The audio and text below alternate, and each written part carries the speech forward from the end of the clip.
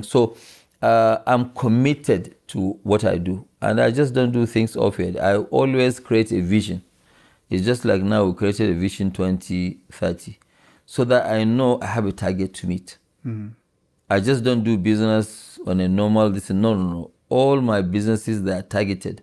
How do you decide which businesses to be in? Because you could have chosen everything, and then you've had a few things, and you focus in on fewer things.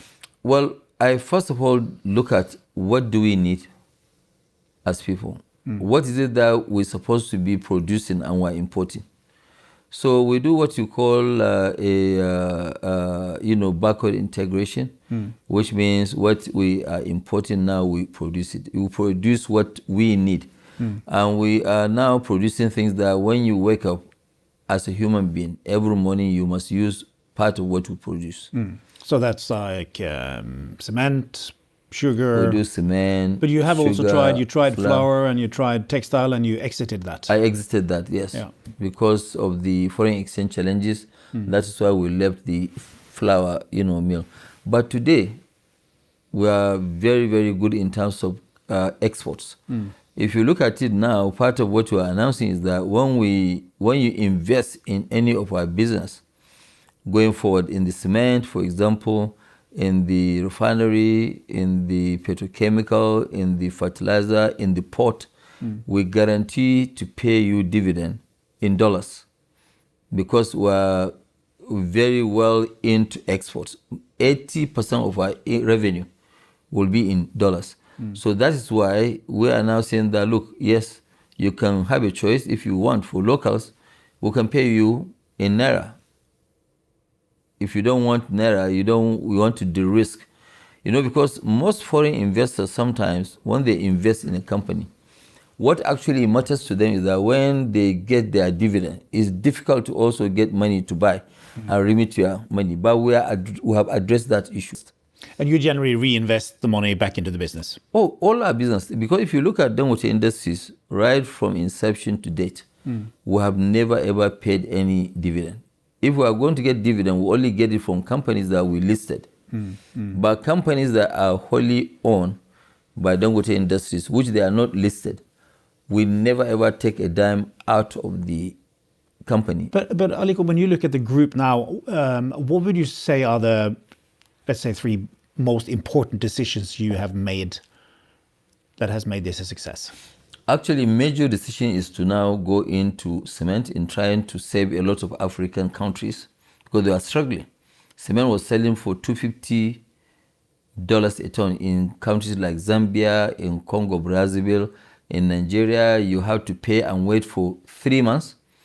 So we realized that, look, people who are in cement, they are not really serious about making cement available. So we now came in and we have now invested heavily. And you're in 14 countries in cement? We're in 14 countries. Yeah. Now again, when you look at oil, in Africa, we have a lot of countries that they produce oil, but they don't refine. So they export the crude oil and now they import the products. And importation costs a lot of money. It actually goes deep into our own reserves.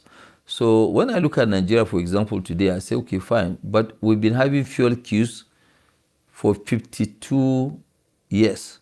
Sometimes people used to stay at field. During Christmas, you might have to go and queue for 2 days trying to buy fuel for a country that produces oil. And we have tried government refineries. They're all destroyed. They are not really doing well. So we said, okay, fine. Let me take this bold decision. So then you decide, I'll make a refinery.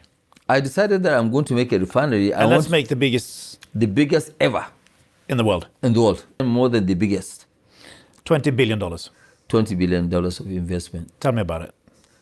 So we started with that. We launched the project in 2013. We have had issues of the land for 5 years. One land, 3.5 years, the other land, 1.5 years, that we have not been able to get even access to it. All this will be blocked by what you call the mafia in oil business to make sure that we don't come and address these issues. But we were not deterred at all. We were actually focused. We knew what we were doing.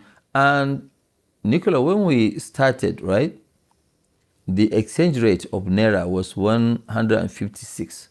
We even got up to 1,900. But we still went ahead.